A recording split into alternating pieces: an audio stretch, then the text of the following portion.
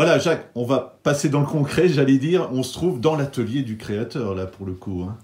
Oui, alors le créateur, on ne va pas densifier cette notion de création, puisqu'il s'agit d'interprétation, je dirais même de réinterprétation, mais de prendre en charge un savoir qui est celle du sculpteur du XVIe siècle, XVIIe siècle, toute cette période extrêmement riche, parce qu'on est à la fin de l'époque médiévale, on est dans la Renaissance, et puis on se dirige vers des époques où la philosophie va devenir de plus en plus prégnante dans l'histoire de l'art. Elle va s'impliquer à travers les grands philosophes de cette époque-là.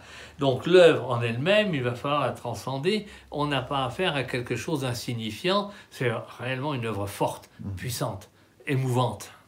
Comment tu vas le retranscrire alors ? Alors comment, je ne sais pas encore, parce que ça va se faire en fonction de ce que je vais réaliser sur la toile elle-même. On a un instinct qui nous y emmène, mais il y a un va-et-vient entre l'instinct et ce que l'on ressent, ce qui fait que l'on va créer la partie peinte, on va la créer en travaillant. Elle n'existe pas encore pour l'instant. Il n'y a qu'une image assez fugitive d'une copie, je dirais, qui pourrait être faite par une machine. Mais là, non. Ça va être entièrement humain et l'on va y chercher dedans ce que notre cerveau, ce que notre âme, ce que notre esprit peut projeter et amener l'œuvre de cette époque-là à notre temps. Ça veut dire que tu dois t'approprier l'œuvre et la retranscrire selon toi, ce que tu en ressens finalement ? Oui, d'une certaine manière, je m'approprie très modestement l'œuvre, hein, mais la retranscription sera par moi-même. Je n'ai pas l'intention d'en faire une copie fidèle, j'ai l'interprétation qui me sera personnelle, à travers mes motivations, à travers ce que je ressens de l'esthétique de cette œuvre. Là, c'est l'esthétique qui va me parler. Ce n'est pas la philosophie de ce temps-là, c'est plus l'esthétique. Alors justement, je disais concret, je te laisse nous parler des outils, parce que tout autour de toi, il y a tout un tas d'équipements, tout simplement. Hein, eh bien, évidemment, on va passer par des outils. Alors, les outils sont des outils très conventionnels. Alors, qu'est-ce qu'on va voir ici ? Bien, on va voir déjà quelques outils fondamentaux pour l'esquisse, puisqu'on va passer par des stades successifs. On ne va pas peindre tout de suite. On va d'abord dessiner et à différents endroits du dessin, il va y avoir des modifications qui vont intervenir et des recherches plastiques, notamment dans les valeurs de gris, par exemple. Donc ici, pour l'ébauche, nous avons deux fusains. Alors deux fusains, un rouge qui est un moyen et celui-ci qui est un vert, qui est un tendre. Donc chacun va apporter sa touche. Chaque outil a une touche personnelle et savoir se servir des outils, c'est important pour l'artiste, c'est son métier, c'est ce qu'il apprend aux beaux-arts. Donc le fusain est le premier outil pour les esquisses. Après, on va travailler avec des outils qui sont non pas plus performants, mais différents, qui sont, par exemple, un morceau de fusain qui est monté tout simplement sur cette ample. Voilà le bout de fusain, on peut le voir ici, qui est taillé spécialement, et la taille du fusain se fait à travers ce morceau de toile émerie qui me permet d'en faire comme une lame. Et le fusain va être monté dans ce porte-mine spécial, un modèle qui date de plusieurs siècles, mais l'intérêt du porte-mine en lui-même, c'est d'allonger le fusain et de l'avoir de manière plus souple dans la main. Chaque partie de l'outil a son rôle à jouer.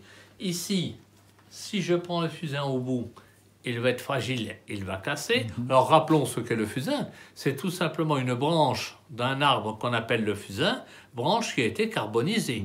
C'est quelque chose de très simpliste. Mais ça fonctionne comme ça depuis quelques millénaires, dirons-nous. Voilà. Ensuite, eh bien, on va voir aussi tous les autres outils d'accompagnement dont on va se servir en cours de route, les mines de carbone en particulier, qui sont des mines de graphite. On va voir aussi toute la série des pinceaux, chaque pinceau ayant un intérêt pratique. Et lorsque l'on filmera l'acte de peindre, on verra qu'il faut adapter le pinceau à ce que l'on fait. Ensuite, là aussi, il y aura pendant la peinture des choix à faire entre la peinture à l'acrylique et la peinture à l'huile, ou encore la peinture à l'eau. Et ces choix vont donner des touches différentes, des expressions plastiques différentes. Et ça, c'est très intéressant parce qu'on ne peint pas du tout à l'acrylique comme on va peindre à la peinture à l'huile.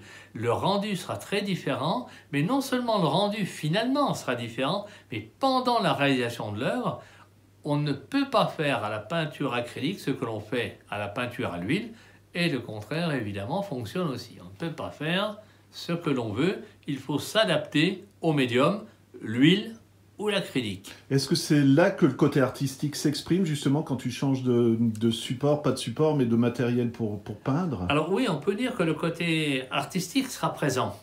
Il n'est pas primordial. L'œuvre sera toujours l'œuvre par elle-même, qu'elle soit faite d'une méthode ou de l'autre.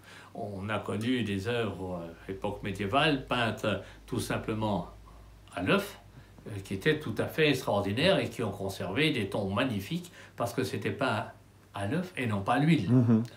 Ensuite, on va connaître différents types d'huile.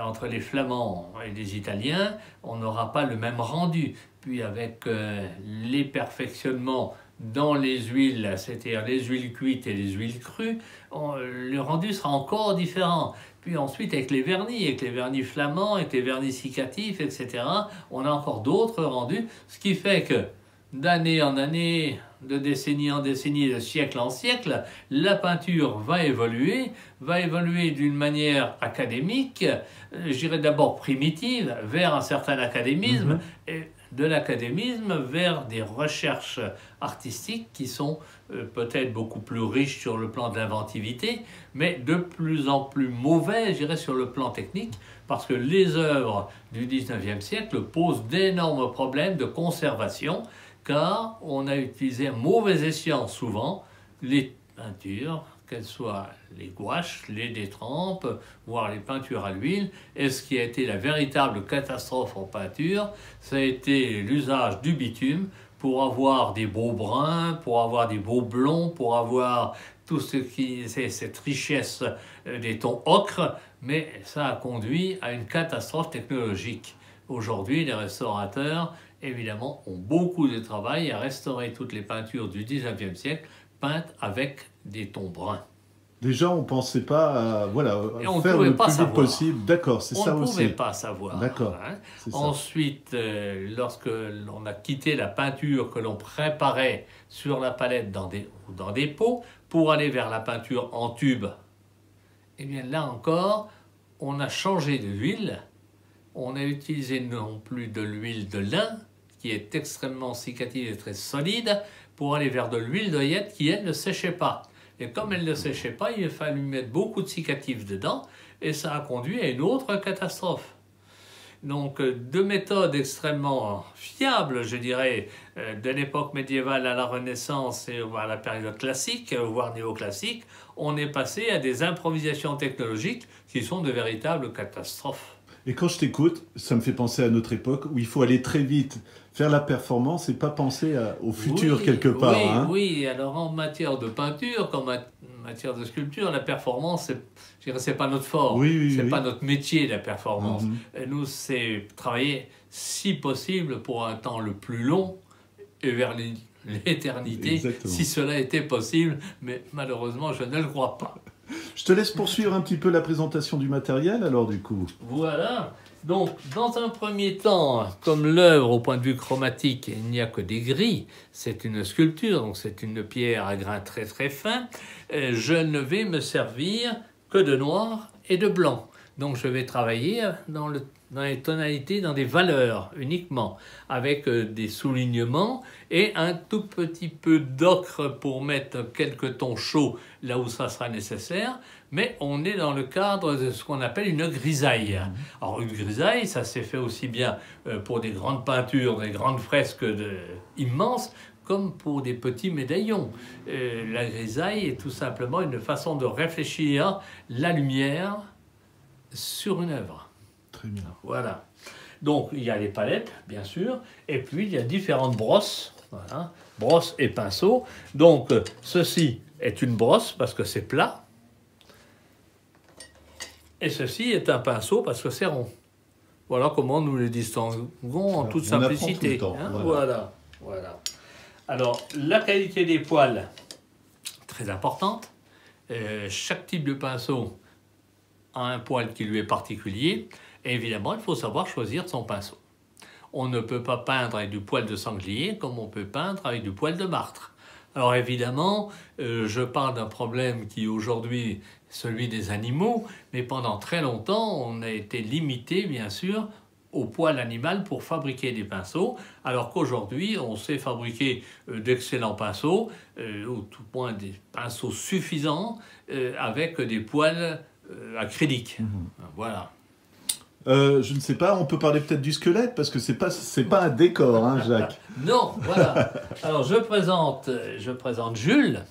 Alors Jules est le squelette qui me sert pour donner mes cours, notamment mes cours d'anatomie.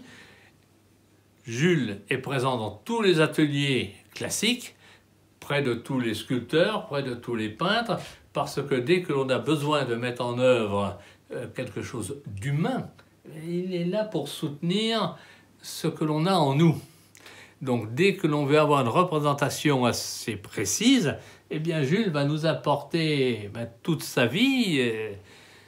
Là nous avons un Jules qui fume. Bon, je précise qu'il y a 40 ans que je ne fume plus.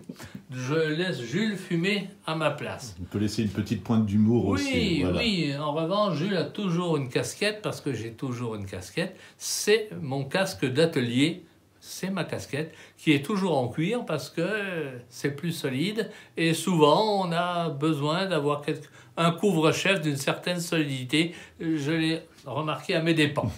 Voilà.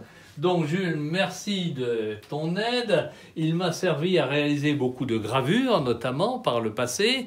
Et il m'a servi également à illustrer des séries de gravures sur le thème de la danse, où j'ai fait danser des squelettes et non plus des personnages vivants. Est-ce que pour le sujet justement de l'écorché, ça apporte encore plus du coup, puisque c'est un squelette, ou ça aurait pu être autre chose, non? Non, j'ai besoin de lui pour certains détails anatomiques que les photographies ne m'apportent pas. Donc comme je ne suis pas dans le cas d'une simple copie, mais d'une interprétation, je veux situer quand même aussi bien les articulations, aussi bien les volumes par exemple de la cage thoracique, aussi bien le travail de la colonne vertébrale qui est quand même l'outil numéro 1 de l'homme. Il est indispensable pour moi, ce squelette. Voilà, cela fait plus de 50 ans que l'on travaille ensemble. Belle entente en tout cas.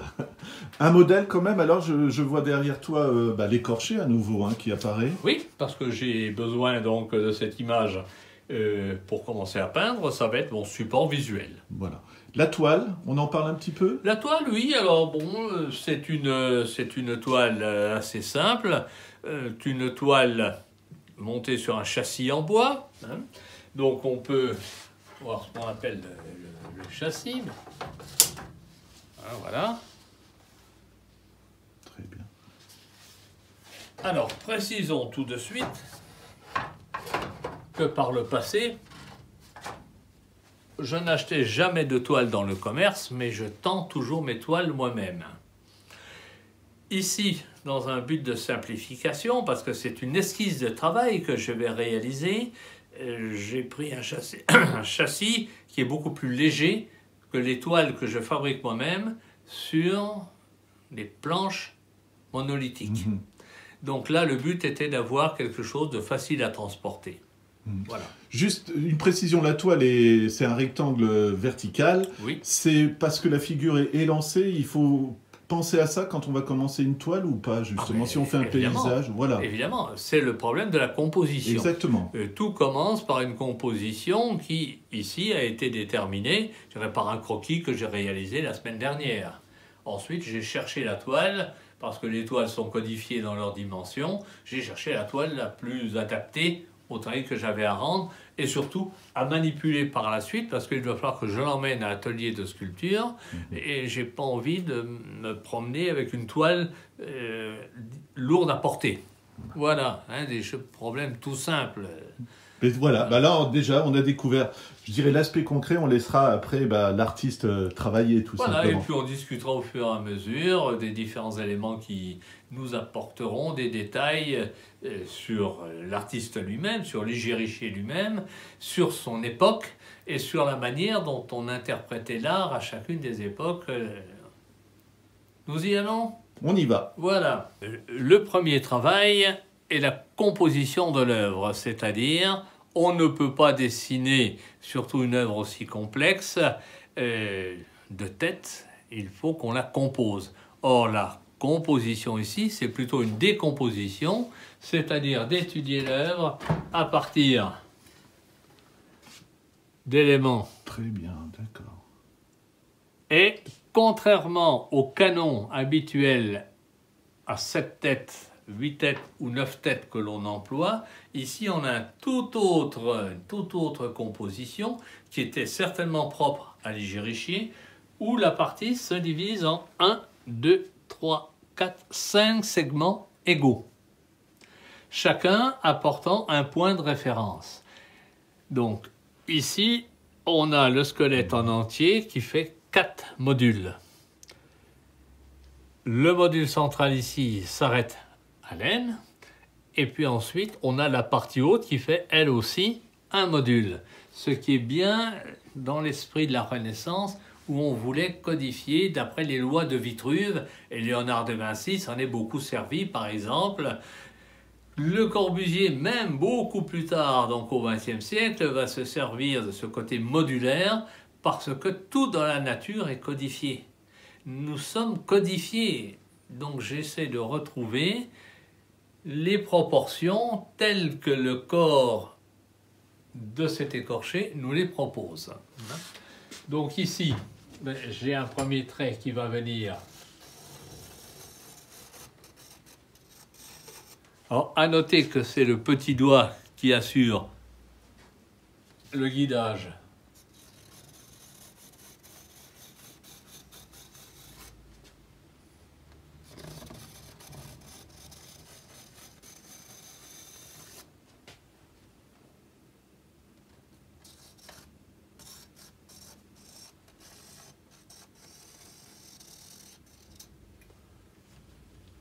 Voilà, maintenant je vais commencer à mettre en place les éléments.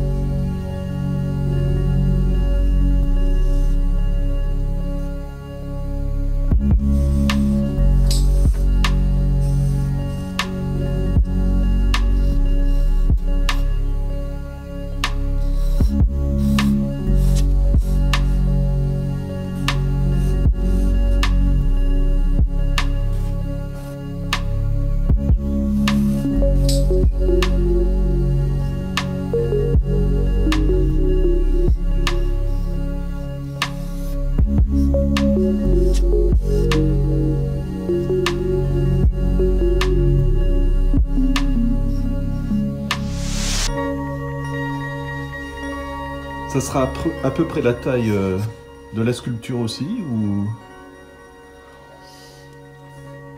Si je peux, oui.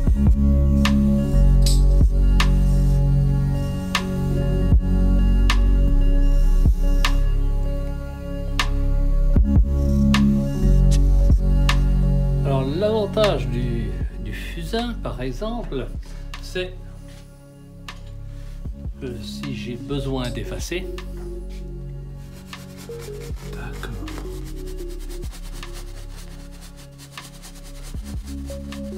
Et le fusain ne va pas me polluer la sous-couche de peinture.